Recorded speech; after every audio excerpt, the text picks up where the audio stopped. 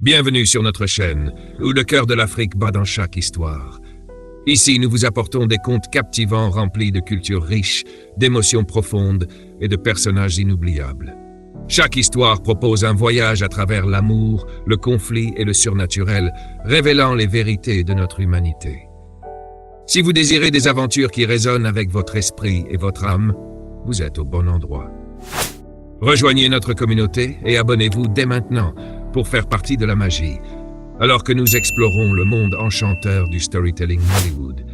Embarquons ensemble dans ce voyage. Dans la petite ville animée d'Anang, vivait un garçon nommé Savior. C'était un enfant calme et réfléchi, connu de tous les habitants du village. Savior grandit dans un foyer aimant, entouré de sa famille. Son père, M. Bidemi, était un agriculteur réputé et un chasseur habile, respecté dans toute la ville pour son succès et son travail acharné. La mère de Savior était commerçante, et son frère aîné apprenait à suivre les traces de leur père, devenant lui-même agriculteur et chasseur en herbe. Dès son plus jeune âge, M. Bidemi enseigna à ses deux fils tout ce qu'il savait sur l'agriculture et la chasse. Il croyait que ces compétences étaient essentielles à leur survie et à leur avenir dans la communauté. Chaque jour, la famille se rendait dans les champs ou les forêts, pratiquant leurs compétences. Savior, son frère et leur père allaient s'entraîner au tir, apprenant à manier un fusil avec précision. Au fil du temps, les garçons devinrent des tireurs habiles. Savior, en particulier, devint célèbre pour sa précision et son courage. Lorsqu'ils allaient chasser, c'était souvent Savior qui rapportait l'animal le plus gros, gagnant ainsi l'admiration de tout le village. La vie à Anang était paisible et les villageois étaient fiers de Savior et de sa famille. Mais un soir, un événement inattendu se produisit, quelque chose que personne n'aurait jamais pu prévoir. Ce soir-là, le soleil se couchait doucement, enveloppant le village d'une lumière chaleureuse. Les oiseaux chantaient dans les arbres et tout semblait calme. Soudain, le silence de la soirée fut brisé par le bruit de 3 coups de feu provenant de la maison de M. Bidemi. Les villageois, alarmés et surpris, se précipitèrent vers la maison pour comprendre ce qui s'était passé. À leur arrivée, ils furent confrontés à une scène choquante. Savior se tenait immobile, tenant le fusil de son père, fixant les corps de sa famille. Son père, sa mère et son frère gisaient morts à ses pieds. Les villageois poussèrent des cris d'horreur et de confusion. Comment cela avait-il pu arriver? Pourquoi Savior avait-il tué sa famille? Un des anciens du village, accablé par le choc, s'écria « C'est une abomination! Comment a-t-il pu faire ça ?» Les villageois commencèrent à murmurer entre eux, essayant de comprendre la tragédie. L'un d'eux dit « Nous avions averti M. Bidemi de ne pas apprendre à ce garçon à tirer. Maintenant, regardez ce qui est arrivé. » Un autre villageois, secouant la tête avec incrédulité, murmura « Se pourrait-il que Savior soit sous l'influence de quelque chose ?» Malgré les questions incessantes et les accusations, Savior ne dit pas un mot. Il se tenait là, silencieux et immobile, les yeux grands ouverts, envahis par la confusion et le choc. C'était comme s'il ne comprenait même pas ce qui s'était passé. Peu importe combien de fois les villageois lui demandaient ce qui s'était produit, Savior restait muet, fixant la scène devant lui. Quelques minutes plus tard, la police arriva sur les lieux. Ils évaluèrent rapidement la situation, voyant les corps de la famille de Savior inanimés sur le sol et Savior tenant encore le fusil. Les agents s'approchèrent de lui prudemment, lui demandant ce qui s'était passé. Mais comme avant, Savior ne répondit pas. Son silence laissait tout le monde perplexe et mal à l'aise. Sans aucune explication de Savior et avec des preuves indiquant qu'il avait appuyé sur la gâchette, la police n'eut pas d'autre choix que de l'arrêter. Ils prirent délicatement le fusil de ses mains, lui passèrent des menottes au poignet et l'emmenèrent. Savior ne résista pas et ne parla pas, fixant simplement le vide, tandis qu'il quittait la maison où il avait autrefois vécu heureux avec sa famille. Les villageois restèrent là, silencieux et abasourdis, regardant Savior être emmené. Personne ne savait quoi penser. Savior avait-il réellement eu l'intention de tuer sa famille, ou y avait-il autre chose en jeu? Personne ne pouvait le dire avec certitude, et le silence de Savior ne faisait qu'accentuer le mystère. Le lendemain, la petite ville d'Anang était encore sous le choc des événements récents. L'air était chargé de confusion et de peur. Le village, autrefois animé, semblait désormais froid et inquiétant, les habitants murmurant entre eux, tentant de comprendre ce qui s'était passé. Les anciens se réunirent dans une tentative désespérée de trouver des réponses, mais rien ne leur venait à l'esprit. Ils restaient assis en silence, secouant la tête, incapables de comprendre la tragédie. Les parents commencèrent à avertir leurs enfants de rester loin de Savior s'ils le voyaient. Son nom, autrefois prononcé avec fierté et admiration, était désormais empreint de crainte. « Éloigne-toi de ce garçon, disait-il. Il est dangereux. » Tout le village était sur le qui-vive et personne ne se sentait en sécurité. Au poste de police, Savior était assis dans une salle d'interrogatoire, toujours silencieux. L'inspecteur, essayant de rester patient, se pencha vers lui et lui parla doucement. « Savior, peux-tu, s'il te plaît, me dire ce qui s'est passé hier? Qui est responsable de ce qui est arrivé à ta famille? Est-ce toi ou quelqu'un d'autre était-il impliqué ?» L'inspecteur attendit, espérant une réponse, mais Savior resta muet, fixant le sol d'un regard vide. L'inspecteur soupira, frustré. Il avait essayé différentes approches, mais rien ne semblait atteindre Savior. Les policiers à l'extérieur de la salle étaient perturbés par le silence de Savior. Ils commencèrent à spéculer sur ce qui pourrait en être la cause. Se pourrait-il que ce garçon soit innocent? Peut-être que quelque chose s'est produit dont nous n'avons pas connaissance, suggéra un officier. Un autre hocha la tête. C'est possible. Nous n'avons pas encore tous les faits et son silence est troublant. Un policier, après réflexion, suggéra « Peut-être devrions-nous le ramener chez lui. Être là-bas pourrait l'aider à se souvenir de ce qui s'est passé. » Les autres furent d'accord, espérant que ce plan apporterait de la clarté. Ils se préparèrent à emmener Savior à la maison où la tragédie avait eu lieu. Pendant ce temps, la peur s'était répandue dans tout le village. La paisible ville d'Anang était devenue un endroit rempli de crainte. Les gens parlaient à voix basse et de nombreux parents ne dormaient plus paisiblement, inquiets de ce qui pourrait arriver ensuite. L'atmosphère était lourde d'inquiétude et personne ne se sentait totalement en sécurité. Le matin suivant, la police escorta Savior jusqu'à la maison familiale. À mesure qu'ils approchaient, la tension montait dans l'air. La maison, autrefois pleine de vie, se dressait désormais comme un douloureux rappel de la tragédie. Juste avant qu'ils n'entrent, un événement étrange se produisit. Une jeune femme, qui puisait de l'eau dans un puits voisin, commença à se comporter bizarrement. Elle se mit à convulser et à agir de manière erratique, comme si quelque chose l'affectait. Son mari, entendant le vacarme, se précipita pour l'aider, mais avant qu'il ne puisse l'atteindre, Savior cria soudainement « Non, ne t'approche pas d'elle !» Sa voix résonna dans l'air, surprenant tout le monde. C'était la première fois que Savior parlait depuis l'incident, et la police en resta bouche bée. Savior, d'une voix urgente, continua « Éloignez-vous d'elle, sinon vous serez affectés vous aussi. » Tout le monde se figea, incertain de ce qu'il fallait faire. Le mari, confus et effrayé, hésita, ne sachant pas s'il devait aider sa femme ou écouter le garçon au centre de cette tragédie. Avant que quiconque ne puisse réagir, Savior agit rapidement. Il s'empara de l'arme d'un officier et, sans hésitation, visa la femme qui se comportait de manière incontrôlable. D'un geste rapide, il appuya sur la détente et la femme s'effondra.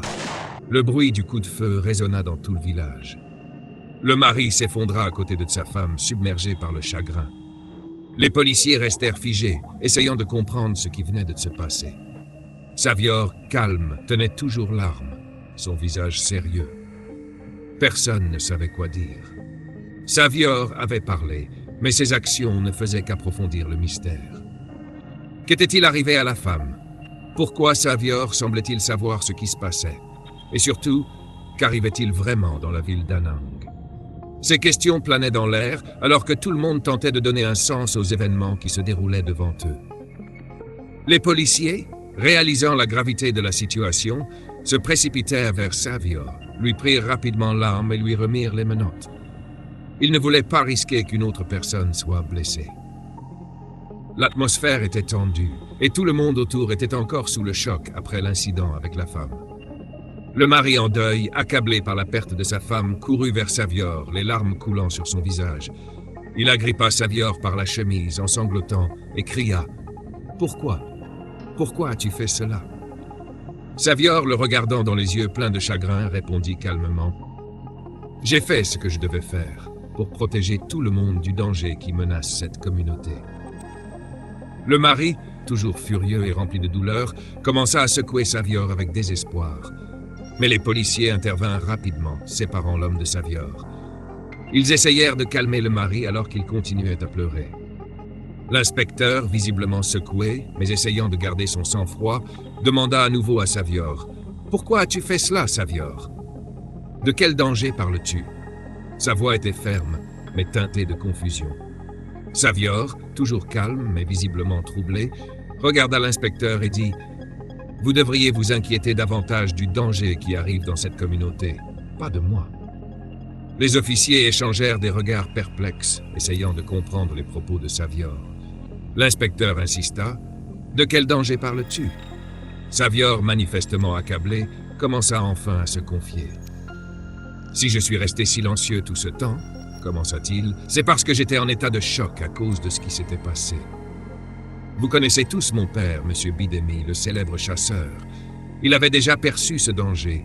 Il nous avait prévenus d'être prudents, mais nous n'avons pas pris ses avertissements au sérieux jusqu'à ce qu'il soit trop tard. » Il fit une pause, ses yeux semblant revivre l'horreur de ce jour-là. Les officiers restaient silencieux, écoutant attentivement. « Ce jour-là, continua Savior, ma mère revenait du marché. Elle préparait le plat préféré de mon père avec la viande que j'avais chassée lors de notre dernière sortie. Elle est allée puiser de l'eau pour cuisiner, et tout semblait normal. Mon frère et moi l'observions, impatients pour le dîner. Mais ensuite, elle a bu un peu d'eau du puits parce qu'elle avait soif. C'est à ce moment que tout a commencé. » La voix de Savior trembla légèrement en racontant cette épreuve. Au début, tout semblait normal. Mais soudain, elle a commencé à se comporter bizarrement. Elle convulsait, elle ne semblait plus elle-même. Mon frère a essayé de la calmer, mais il n'a pas réussi. Les policiers et les villageois qui écoutaient cette histoire étaient stupéfaits. Les paroles de Savior révélaient un danger bien plus inquiétant que ce qu'ils avaient imaginé. Mon père est rentré de la ferme à ce moment-là, poursuivit Savior, et il a vu ce qui se passait. Il a laissé tomber son fusil et a essayé de les aider, mais il était trop tard. Mon père a dit qu'il fallait trouver un moyen d'arrêter cette situation avant qu'elle ne prenne de l'ampleur. Savior fit une pause, des larmes lui montant aux yeux, alors qu'il revivait cette terrible scène. Nous n'avons pas réussi à stopper ce qui se passait ce jour-là. Mais maintenant, cela se répand. Si nous n'agissons pas ensemble et rapidement, ce village pourrait en souffrir. L'inspecteur, secoué par cette histoire, parla doucement. « Est-ce que tu dis que cette situation pourrait s'aggraver » Savior hocha lentement la tête. « Oui, et si nous n'agissons pas vite, ce village pourrait être en grand danger. » En entendant l'histoire de Savior, les policiers ressentirent une peur profonde les envahir. Ils échangèrent des regards inquiets, se demandant s'ils pouvaient être les prochaines victimes de ce mystérieux virus. Cependant, Savior, désormais renforcé par sa mission, leur dit fermement « Ce n'est pas le moment d'avoir peur, c'est le moment d'agir. Nous devons nous sauver, nous et cette communauté, avant qu'il ne soit trop tard. » Les officiers, reconnaissant l'urgence dans sa voix, se ressaisirent et décidèrent de lui retirer les menottes. Libéré, Savior commença à élaborer une stratégie avec eux. À ce moment-là, l'homme dont la femme avait été touchée s'avança, visiblement secoué, mais plus compréhensif quant aux actions de Savior. « Ma femme et moi venions de rentrer de la ferme, expliqua-t-il, et elle a bu de l'eau du puits. Juste après, elle a commencé à se comporter bizarrement, exactement comme l'a dit Savior. Mais comment est-ce possible? Les gens boivent l'eau de ce puits depuis des années, et jamais rien de tel ne s'est produit. » Le groupe resta silencieux, prenant la mesure de la situation. Quoi qu'il se passe, cela devait être lié à l'eau. La nouvelle se répandit rapidement parmi les villageois, qui devinrent encore plus vigilants, se préparant à repérer tout signe de propagation de l'infection. Ils savaient désormais qu'il fallait éviter le puits, mais la peur de l'inconnu continuait de les hanter. Déterminés à percer le mystère, Savior et les policiers décidèrent d'examiner le puits. Ils élaborèrent un plan pour tester l'eau et vérifier si elle était vraiment la source du virus. Emmenant avec eux une chèvre pour servir d'expérience, ils approchèrent le puits avec précaution. L'un des policiers, portant des gants pour se protéger, puisa délicatement de l'eau du puits. Sous les regards anxieux de tous, il donna l'eau à la chèvre. Dès que la chèvre but l'eau, elle commença à convulser, tout comme la femme et la famille de Savior. Elle se tordait et se débattait violemment, et en quelques secondes, la transformation était évidente. Le groupe regarda avec horreur alors que le policier, ne voulant prendre aucun risque, dégaina rapidement son arme et abattit la chèvre. La scène laissa tout le monde sur place, stupéfait et profondément perplexe. Il était désormais indéniable que l'eau était contaminée et provoquait cette infection monstrueuse. Dans les jours et semaines qui suivirent, Savior et la police travaillèrent sans relâche pour contenir la situation. Ils avaient déjà fermé l'accès au puits, avertissant les villageois de ne pas en boire sous aucun prétexte, et heureusement, tout le monde respecta cette consigne. Mais fermer le puits ne suffisait pas. Il fallait trouver une solution permanente avant que le virus ne se propage davantage ou ne trouve une autre source pour infecter les gens. Désespérés de trouver des réponses, la police et Savior contactèrent des médecins, des scientifiques et des chercheurs professionnels, faisant appel à des experts pour identifier le virus dans l'eau et, espéraient-ils, développer un remède. Ils savaient que le temps pressait et que l'enjeu était de taille. Lorsque les experts arrivèrent au village, équipés d'outils avancés et de connaissances, ils commencèrent immédiatement à mener des recherches sur le mystérieux virus. Les jours se transformèrent en semaines, alors qu'ils travaillaient sans relâche, testant des échantillons, analysant des données et tentant de déterminer l'origine de la contamination. Les villageois restaient prudents, faisant tout leur possible pour rester en sécurité, tandis que Savior et la police suivaient de près les chercheurs, attendant anxieusement des nouvelles. La bataille pour sauver le village était loin d'être terminée. Mais avec tout le monde désormais conscient du danger et uni dans l'effort pour stopper le virus, il y avait une lueur d'espoir. Les chercheurs, après avoir recueilli des échantillons d'eau du puits, ont mené une enquête approfondie et ont découvert qu'un virus mortel et hautement contagieux avait contaminé l'eau. La prochaine étape consistait à comprendre comment ce virus avait pénétré dans le puits. Après avoir observé attentivement le puits, les experts ont fait une découverte choquante. Une créature monstrueuse vivait à l'intérieur. Il semblait que le monstre avait pu tomber dans le puits et y rester, polluant l'eau et répandant le virus. Lorsque la nouvelle parvint aux villageois, la peur envahit la communauté, mais Savior refusa de laisser cela briser leur esprit. Au lieu de cela, il rassembla une équipe de chasseurs expérimentés des environs. Ensemble, ils passèrent des jours à planifier et à se préparer pour l'affrontement final avec le monstre, déterminés à mettre fin à la terreur qui avait envahi leur village. Après 3 jours de préparation intense, le groupe était prêt. Un soir calme, sous la lumière déclinante du jour, ils avancèrent vers le puits avec précision et détermination. Ils posèrent des pièges autour du puits et commencèrent à assécher l'eau pour forcer la créature à sortir. Une fois le puits vidé, ils jetèrent du feu dans l'espoir de faire sortir le monstre.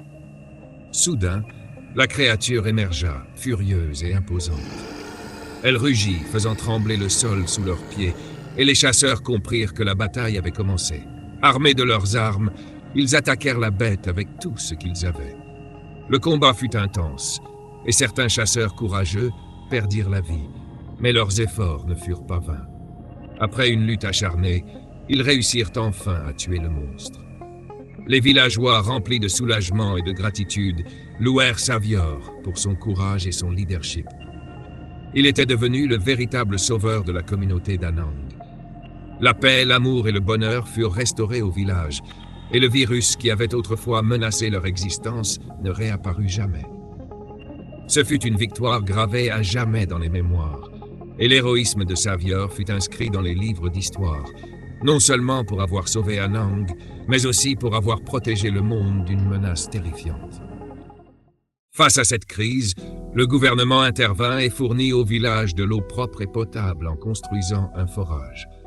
Le puits contaminé fut scellé définitivement, garantissant que personne ne boirait plus jamais de son eau. En reconnaissance du courage de Savior, le gouvernement lui accorda une bourse complète pour poursuivre ses études au niveau de son choix. Ils lui offrirent également des opportunités qui lui permirent de mener une vie meilleure, l'aidant à surmonter le traumatisme de la perte de sa famille et à retrouver l'espoir pour l'avenir. La vie de Savior ne serait plus jamais la même, mais il en était sorti plus fort, portant la mémoire de ses parents et la victoire sur le monstre comme un témoignage de sa résilience et de son courage. Merci d'avoir regardé. N'oubliez pas de vous abonner pour plus d'histoires fascinantes. À la prochaine et au revoir.